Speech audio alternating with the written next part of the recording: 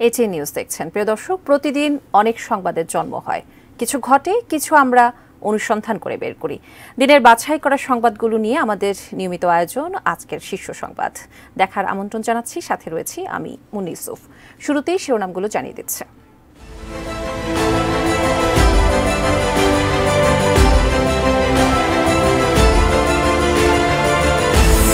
কোটা বিরোধীদের সঙ্গে সংঘর্ষ, খুলনায় পুলিশ সদস্য, হবিগঞ্জে পথচারী নিহত। রাজধানীর বিভিন্ন স্থানে গণমিছিল, উত্তরায় সংঘর্ষ, রোববার থেকে অসহযোগ কর্মসূচি। ৭৮ এইচএসসি পরীক্ষার্থীর জামিন, শিক্ষার্থীরা কারো ঢাল হবে না, আশা ওবায়দুল কাদেরের। ইন্টারনেট সেবা ব্যাহত হওয়ায় ক্ষমা চাইলেন প্রতিমন্ত্রী পলক। সারা দেশে সড়ক দুর্ঘটনায় 11 জনের মৃত্যু।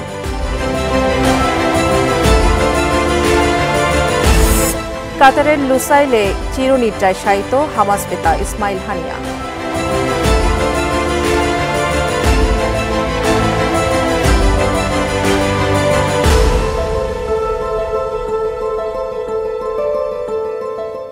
এবার বিস্তারিত। বৈষম্য বিরোধী ছাত্র আন্দোলনের গণমিছিলকে কেন্দ্র করে খুলনা ও হবিগঞ্জে সংঘর্ষে এক পুলিশ সহ 2 জন নিহত হয়েছেন। এছাড়া চট্টগ্রাম ও নরসিংদী সহ কয়েকটি জেলায়ও সংঘর্ষ হয়েছে। প্রতিনিধিদের পাঠানো তথ্য ছবিতে ডেস্ক রিপোর্ট। শুক্রবার বিকেলে খুলনায় ছাত্র জনতার গণমিছিল গল্লামারী 0 পয়েন্টে পৌঁছালে মিছিল লক্ষ্য করে টিয়ার শেল ছোড়ে পুলিশ। ধাওয়া পাল্টা ধাওয়ার এক পর্যায়ে পুলিশ পিছু হটলে শিক্ষার্থীরা পুলিশের গাড়িতে আগুন দেয় ও বেশ কয়েকটি গাড়ি ভাঙচুর করে। এ সময় গুরুতর আহত এক পুলিশ সদস্যকে উদ্ধার করে হাসপাতালে নেওয়া হলে চিকিৎসক তাকে মৃত ঘোষণা করেন। খুলনার পুলিশ কমিশনার মোজাম্মেল হক জানান, নিহত পুলিশ কনস্টেবলের নাম সুমন। দুপুরের পর থেকেই হবিগঞ্জের শিক্ষার্থীদের সঙ্গে আওয়ামী লীগ নেতাকর্মীদের দফায় দফায় সংঘর্ষ হয়। শহরের ডিসি অফিস থেকে কালীবাড়ি মোড় পর্যন্ত এলাকা পরিণত হয় রণক্ষেত্রে। শিক্ষার্থীরা আওয়ামী লীগ কার্যালয় ও সংসদ সদস্য আবু জাহিরের বাসার সামনে কয়েকটি মোটরসাইকেল পুড়িয়ে দেয়। পুলিশ তাদের ছত্রভঙ্গ করতে টিয়ারশেল ও গুলি ছুড়লে মোস্তাক নামে এক পথচারী নিহত হন। তিনি স্থানীয় বিদ্যুৎ উন্নয়ন বোর্ডে কর্মরত। নরসিংদীতেও আওয়ামী লীগ ও ছাত্রলীগ কর্মীদের মধ্যে সংঘর্ষে অন্তত 10 জন আহত হন। চট্টগ্রামে দুপুরের পর আন্দরকিল্লা শাহী জামে মসজিদ থেকে মিছিল বের হয়। সেটি নিউ মার্কেট হয়ে টাইগার পাস মোড়ে যায়। সেখানে শিক্ষার্থীরা দামপাড়া পুলিশ বক্স ভাঙচুর করে। বরিশালে বিএম কলেজের সামনে বিভিন্ন শিক্ষা প্রতিষ্ঠানের শিক্ষার্থীরা বিক্ষোভ মিছিল নিয়ে নথুল্লাবাদ বাস টার্মিনালে গিয়ে সমাবেশ করে। ফেনীতে গণমিছিল ও সড়ক অবরোধ করেন শিক্ষার্থীরা। দুপুরের পর শহরের জাহেরিয়া মসজিদের সামনে থেকে এ গণমিছিল শুরু হয়। চাঁপাইনবাবগঞ্জে সোনা মসজিদ স্থলবন্দর সড়ক সন্ধ্যা পর্যন্ত অবরোধ করে রাখে শিক্ষার্থীরা।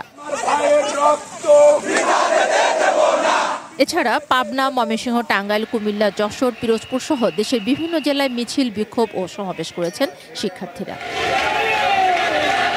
Mirza Monalisa, desk report, ATN news.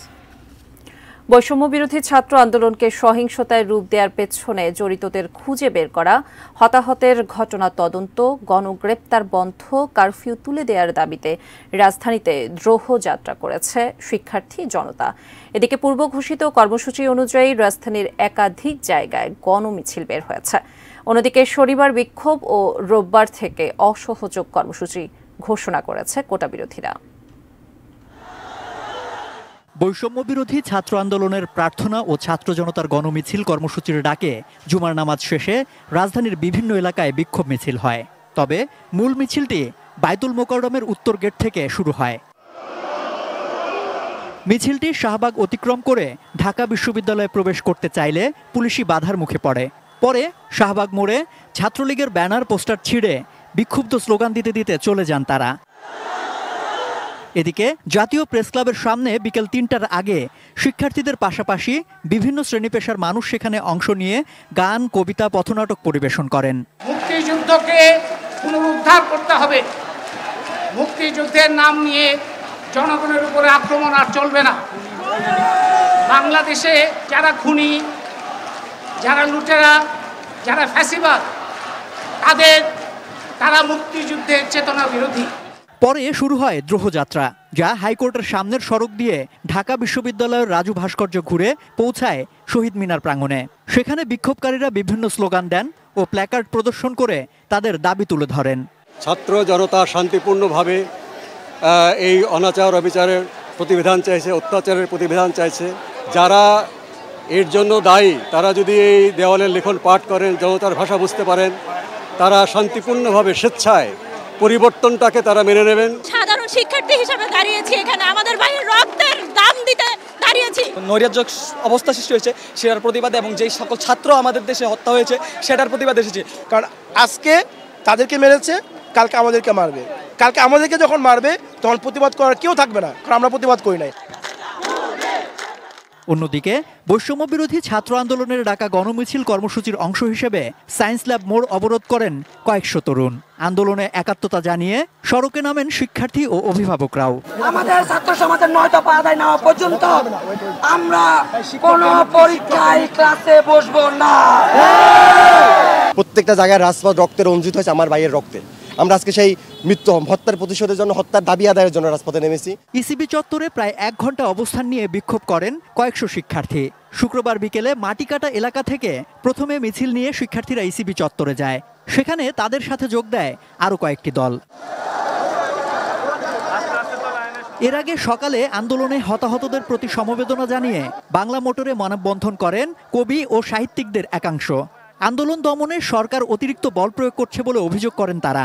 যারা নির্বিচারে স্বাধীন নাগরিকদের উপরে, নিরস্ত্র নাগরিকের উপরে যারা গণহত্যা চালাতে পারে তাদের সাথে আর কোনো আপোষ নয়। ব্লক রেড চলতেছে, এইভাবে একটা দেশ চলতে পারে না। কারওয়ান বাজারে মানববন্ধনেও অংশ নেন গণমাধ্যম কর্মীরা। কোটা সংস্কার আন্দোলনের সংবাদ সংগ্রহ করতে গিয়ে 4 সাংবাদিক নিহত ও বেশ কয়েকজন আহতের ঘটনার সুষ্ঠু তদন্ত ও বিচার দাবি ছিল তাদের। সাংবাদিকরা যেভাবে নির্যাতনের শিকার হচ্ছে। সম্রাট আনোয়ার, এটিএন নিউজ, ঢাকা।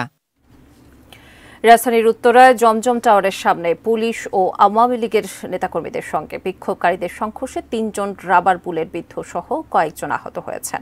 শুক্রবার বিকেল 4:15টার দিকে উত্তরার 11 নম্বর সেক্টরের জমজম টাওয়ার মোড়ে মাইলস্টোন কলেজের সামনে সংঘর্ষের ঘটনা ঘটে। আবুল কালাম আজাদের রিপোর্ট।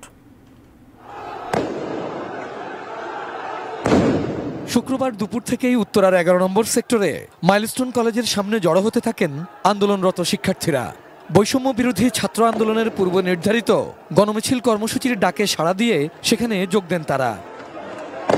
শিক্ষার্থীদের এই কর্মসূচি সামনে রেখে পুলিশ ও আওয়ামী লীগের সমর্থকেরা এ সময় 11 নম্বর সেক্টরের জমজম টাওয়ারের সামনে অবস্থান নেয়। পরে বিকেল 4:15টার দিকে তারা মাইলস্টোন কলেজের দিকে থাকা শিক্ষার্থীদের ধাওয়া দেন। ত্রিমুখী ধাওয়া পাল্টা ধাওয়ার ঘটনা ঘটে। পরিস্থিতি নিয়ন্ত্রণে সাউন্ড গ্রেনেড ও কাঁদানে গ্যাস ছোড়ে পুলিশ। এ সময় শিক্ষার্থীরা ছত্রভঙ্গ হয়ে যান, ছড়িয়ে পড়েন সেক্টরের বিভিন্ন সড়কে। সংঘর্ষে 3 জন রাবার বুলেট বিদ্ধ সহ কয়েকজন আহত হয়েছেন। ঘণ্টাখানেক পর বিকেল 5টার দিকে আবারও শিক্ষার্থীরা প্রধান সড়কে ওঠার চেষ্টা করেন। তখন তাদের দিকে দ্বিতীয় দফায় সাউন্ড গ্রেনেড ও কাঁদানে গ্যাস ছোড়া হয়। শিক্ষার্থীরা আবারও ছত্রভঙ্গ হয়ে যান। সংঘর্ষের জেরে উত্তরায় থমথমে পরিস্থিতি বিরাজ করছে। Abul Kalam Azad, ATN news, Dhaka. চলমান কোটা সংস্কার আন্দোলনে গ্রেপ্তার 78 এইচএসসি পরীক্ষার্থীকে জামিন দিয়েছেন আদালত। এদের মধ্যে ঢাকা বিভাগের 55 জন, চট্টগ্রাম বিভাগের 14 জন, খুলনা বিভাগের 6 জন, রংপুর বিভাগের 3 জন। বিকেলে ঢাকা মহানগর হাকিম রশিদুল আলম 37 শিক্ষার্থীর জামিন দেন। তাদের বিরুদ্ধে ঢাকা মহানগরীর বিভিন্ন থানায় সহিংসতা ও নাশকতার মামলা ছিল। 5 জনের জামিন মঞ্জুর হয়েছে মুখ্য বিচারিক হাকিমের আদালতে। ঢাকা জেলার 3 থানার মামলায় তারা গ্রেপ্তার হয়েছিলেন। শিক্ষার্থীদের পক্ষে জামিন আবেদন করেন আইনজীবী সাইদুল ইসলাম। সাইদুল ইসলাম জানান, শিক্ষার্থীদের পক্ষে কেউ জামিন না চাওয়ায় শিক্ষামন্ত্রীর নির্দেশে তিনি জামিন আবেদন করেন। মন্ত্রী মহিবুল হাসান চৌধুরী উনি আমাদেরকে নির্দেশনা দিয়েছেন এবং উনি রিকোয়েস্ট করে স্পেশালি 42 জনের লিস্ট দিয়েছেন, যে 42 জনকে আজকে জামিন শুনানি করে এবং ওনাদের মুক্তির ব্যবস্থা করা হয়েছে। আওয়ামী লীগের সাধারণ সম্পাদক ওবায়দুল কাদের বলেছেন, কোটার দাবি পূরণের পরেও একটি মহল সরকার বনাম শিক্ষার্থী গেম খেলে ফায়দা লোটার অপচেষ্টা করছে।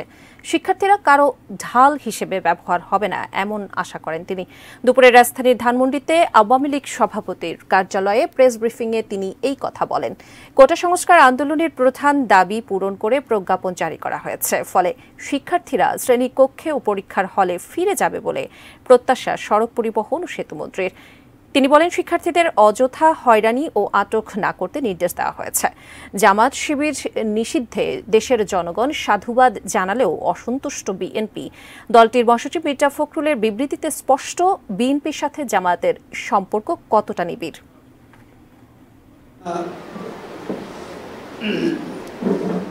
শ্রেণীকক্ষে পরীক্ষার হলে ফিরে যাবে, তারা কারো অশুভ রাজনীতির ঢাল হিসাবে ব্যবহার হোক, এটা জাতি চায়। পরিবেশ এবং পরিস্থিতি অনুযায়ী শিক্ষা প্রতিষ্ঠান পর্যায়ক্রমে খুলে দেওয়া হবে। কোটা সংস্কারে দেশ জুড়ে চলমান আন্দোলন ঘিরে সামাজিক যোগাযোগ মাধ্যমে অপপ্রচার বন্ধে ব্যর্থতা এবং ইন্টারনেট সেবা ব্যাহত হওয়ার সব দায়ভার নিয়ে প্রকাশ্যে ক্ষমা চাইলেন ডাক, টেলিযোগাযোগ ও তথ্য প্রযুক্তি প্রতিমন্ত্রী জুনায়েদ আহমেদ পলক। বিকেলে নাটোরের সিংড়ায় জাতীয় শোক দিবস স্মরণে উপজেলা আওয়ামী লীগের উদ্যোগে আলোচনা সভায় দেয়া বক্তব্যে ক্ষমা চান তিনি। আমাদের অবহেলার কারণে, আমাদের ব্যর্থতার কারণে যে সংকটময় পরিস্থিতি সৃষ্টি হয়েছে, সেই দায়টা আমরা যেন নিজের কাঁধে নিয়ে যে কোনো ত্যাগ স্বীকারের জন্য যেন আমরা প্রস্তুত থাকি। আমার তরুণ প্রজন্মের কাছে যদি আমার কোনো ভুল ত্রুটি হয়ে থাকে, আমি করজোড়ে প্রকাশ্যে আমি ক্ষমা প্রার্থনা করছি।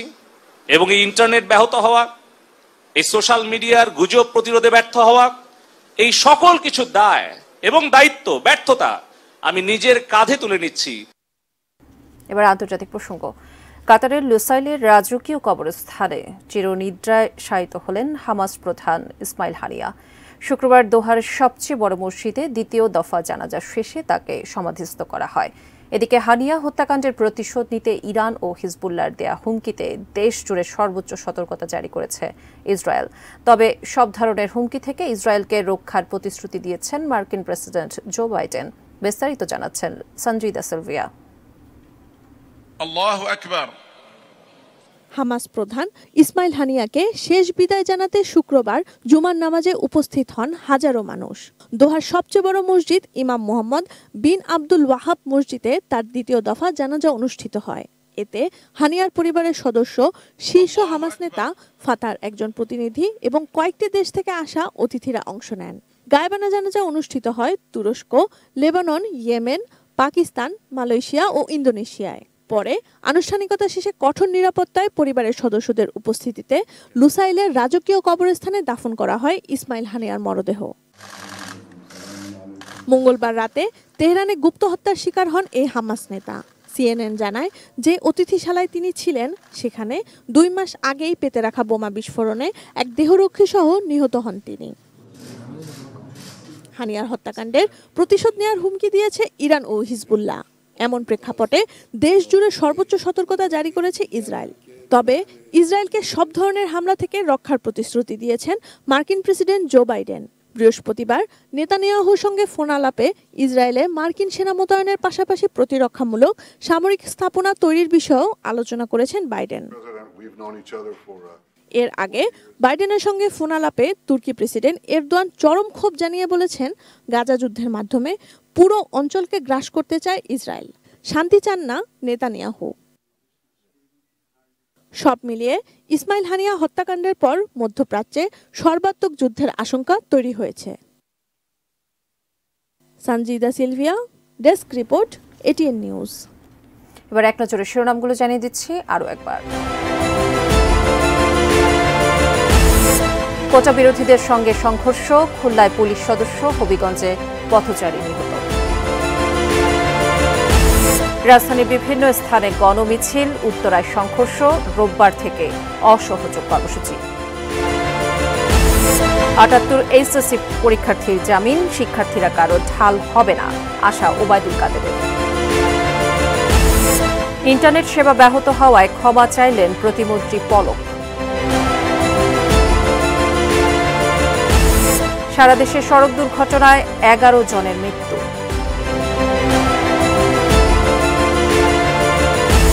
কাতারের লুসাইলে চিরনিদ্রায় শায়িত হামাস নেতা ইসমাইল হানিয়া।